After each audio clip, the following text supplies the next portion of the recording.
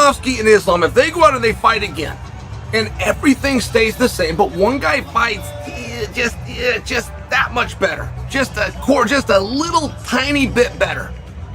3 more punches around, that'll do it. 1 more takedown attempt in every 5-minute sequence, that'll do it. Just a little bit better. If one guy does that and the other guy's the same, that will be enough to sway the fight into that person's favor. That's how close their first fight was. So, if we're to use history to be our trajectory, we're going to have to look at Volkanovski in rematches and see if he did better or worse than he did the first time. And that is where we would have to bring in Max Holloway. The appreciation and the understanding of Volkanovski being the best. That is something that we got. And the Ortega fight helped to solidify that. But when Volk became flat scary, right, like as good as he was perceived, and we never know, we never actually know who's who, it's just perception. But we did believe, we understood that Volk was the best at 145, keep him there. Don't even have a talk about moving him to 55 and moving him to, keep him right here. He's found a way, he can beat all these guys, he's studied these guys, he's watched these guys, he's the perfect size for these guys. That's what we believed. When we saw Volk extend the gap between himself and Max Holloway in the third fight, which history says he can't do. History says the rematch favors the younger fighter. I thought Max beat him in the first fight. I strongly thought Max beat him in the second fight. There was nothing remotely competitive about the third fight, and it favored Volkanovski, and that is just not the way history plays itself. This was a one-off. It was a unicorn. But that was still the night where we went from appreciating and acknowledging the greatness that was Volkanovski to standing back and having an open fear. That was the night he became scary. It was also the night where we said, we can't just contain him to 45. We don't actually know what this guy's ceiling is. It was incredible, and I don't know how he did it. Taking that fight with Max on short notice, which Volk did, which is very similar to what Volk's getting ready to do, and eliciting the single greatest performance of his career. Widening a gap over the best featherweight to have ever done it. I don't know that you could say that about Max anymore. You for sure had to say that about Max. I don't know if you can say that now. It appears that now you have to say that about Volkanovski. But it's a really big deal. It's a really big deal because somewhere he learned something about Max. He never should have taken that fight. It was wildly risky. He did not owe it to Max. He did not owe it to the promotion. He did not owe it to the fans. He didn't even owe it to himself. He beat a guy and then he beat him again. We're done. We are done here forever. Say whatever you want about me. It won't work. Throw as much dirt that I'm hiding and ducking you and run. It won't work. I gave you 2 shots. It won't work. He gave him a 3rd shot and he gave it him on short notice and he ran away. He won every single round and it was brutal. It was brutal. That fight could have been stopped. Fight fans, welcome back to Luxurytainment. In this video, we're diving into the highly anticipated main event of UFC 294, scheduled for October the 21st at the Etihad Arena in Abu Dhabi. I will change everything inshallah in this fight, because last fight many people was talking about the fight, but this time inshallah I make everybody shut up. We'll go inside the cage and look at who could potentially win in a last-minute rematch with Islam Makhachev versus Alexander Volkanovski. Up until last week, the Australian was expecting to be away from the octagon for the remainder of the year before returning to defend his 145-pound gold against Tuperia in January 2024. But in the space of one phone call, Volkanovski agreed to step into the UFC 294 main event this weekend in the United Arab Emirates on short notice. The opportunity arose after original challenger Charles Oliveira saw a cut in training rob him of the opportunity for redemption against Islam Makhachev. While the opponent change will see the Russian lightweight champ preparing for a different style, the goal of his new rival will be the same, avenging a past defeat. After defeating Dubronk's Charles Oliveira to win the then vacant title last October, Makhachev successfully defended it for the first time in a champ versus champ showdown with Volkanovski this past February in Perth, Australia. While the unanimous decision victory has left many predicting a repeat result come fight nights inside the Etihad Arena on October the 21st, Volkanovski does have the backing of a notable compadre. Robert Whittaker gave his take with luxurytainment on fellow Aussie star Volkanovski's upcoming second attempt at achieving two-division glory this weekend at UFC 294. While many have pointed to the short-notice nature of the rematch as a hindrance for the featherweight champ, Whittaker suggested it may put him in a better headspace than prior to the February defeat. And with that in mind, the Reaper is envisioning an aggressive Volkanovski stopping Makhachev. Robert Whittaker told luxurytainment, an aggressive 12-day Volkanovski, moving up. Maybe he was doing a lot of weights already trying to prepare for this fight.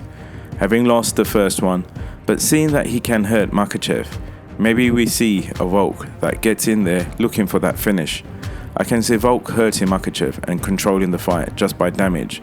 Let's be honest, Makhachev didn't take Volkanovski to deep waters.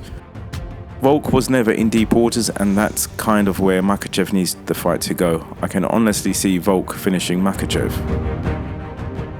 Volkanovski will be looking to prove Whittaker right when he makes the walk on what is essentially enemy turf this weekend. Having pointed out that he started too slowly at UFC 284 down under, it stands to reason that Alexander the Great will fulfill the aggressive elements of his fellow countryman's assessment.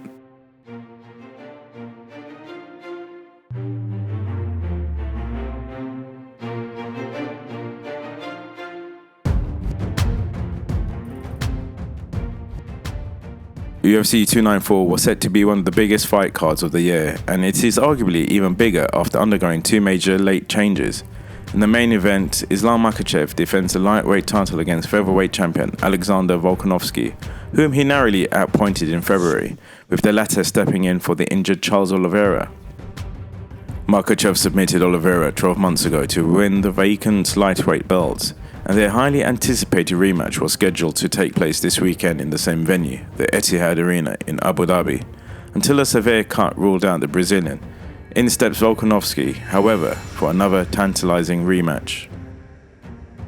Considering where their first fight was arguably won and lost, winning the wrestling will once again be a crucial crossroads for both parties this weekend. Makhachev, who scores a large part of his takedowns by chaining attacks in clinch space, was able to hit some well-timed shots against Volkanovski back at UFC 284. And whenever Makhachev could get Volkanovski against the cage and break up one of his points of contact along the fence, the lightweight champion was able to secure some crucial riding positions. However, Volkanovski, as he tends to, was able to find tactical adjustments to Makhachev's takedown as the rounds wore on. Whenever attacked from a rear waist clinch variation, Volkanovski attempted to disrupt the takedown action by either grapevining or butterflying Makhachev's near side leg for scrambling leverage. This allowed Volkanovski to float through some precarious positions, which in turn gave the featherweight champion a fighting chance against the bigger wrestler.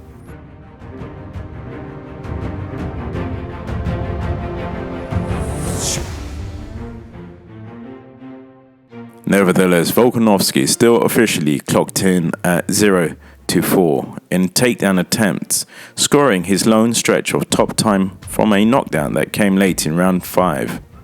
I'm not sure how eager Volkanovski is to grapple given the short notice nature of this rematch, so expect the challenger to avoid Makhachev's grasps at all costs.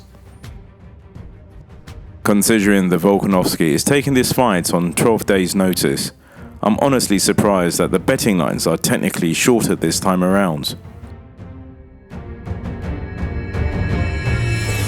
I know that their first fight was more competitive than many expected, but Makhachev still fairly clearly won that decision. Perhaps the promotional hype of this matchup has poisoned the abilities of the Gen Pop to the pundits alike. But I just can't ignore the elephant in the room, which is the short notice nature of this fight. Aside from the fact that fight shape is different from being in shape, Volkanovski is coming off a surgical operation on his left arm and looks to have been nursing some stitches above his left eye in recent weeks. With that in mind, I'm not exactly certain how much Volkanovski has been able to train, adding all the extra travel and media that the Australian native has had to jump into, and it becomes even harder for me to back Volkanovski in this spot. Volkanovski, if we look at his history of fighting somebody and then fighting them again, he fights them better the more rounds and the more time he has with them. With the example of Max Holloway that I just gave you, now let's go look at Islam. Can you say the same? And wouldn't it be fair to say that Islam can't do that? I don't know of a rematch he's ever had. We were about to see one with Oliveira. But preparing for a guy who you fought for 7.5 minutes, which is what Islam did.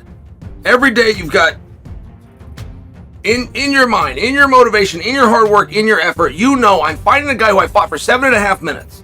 It was a very non-competitive 7.5 minutes. That is a very different feeling when you wake up and go to bed each night in training camp, as opposed to knowing I'm going to be facing the guy that was the hardest physical task of my life. And one of them will be affected from that first fight. One of them, see, it's not about who's going to fight better in a rematch. It's not.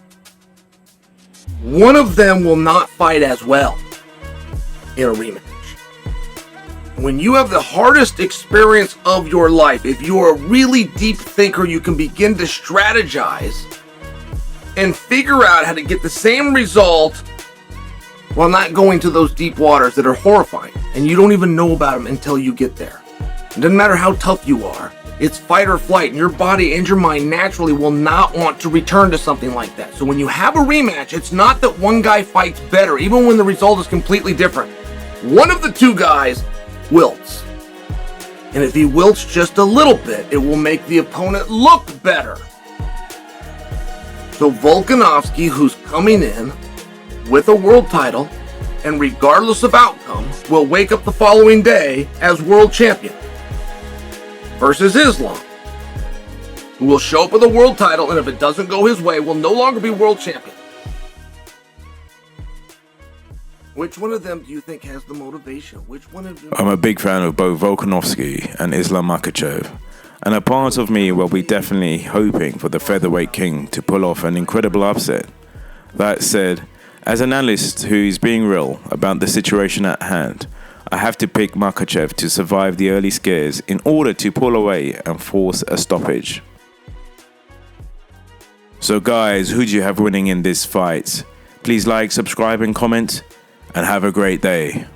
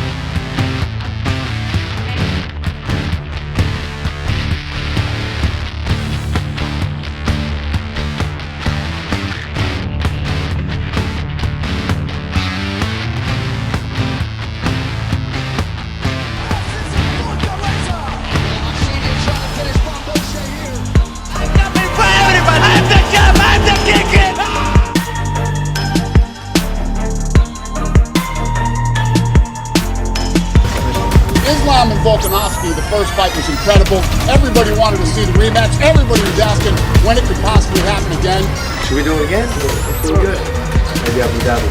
Yes. When you're one of the best in the world, you have to fight. Doesn't matter who is gonna be there. Let's go out and finish this guy. No pressure on me, baby. No pressure at all. All the pressure's on him. I'm coming off the couch. You better do something about it. Everybody that is involved in the main and co-main event are absolute studs. The mentality that these guys have, this is the type of stuff that makes you great.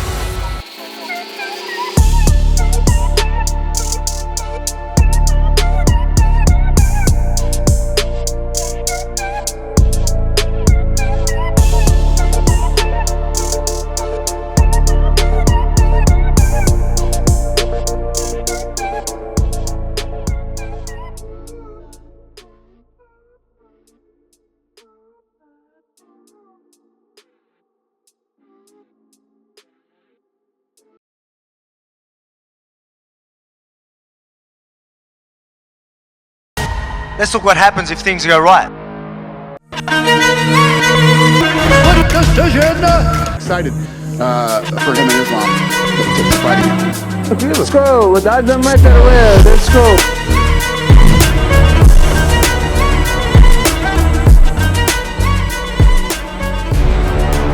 If King Kong can make 155, okay, bring this guy here. Doesn't matter. This guy really tough.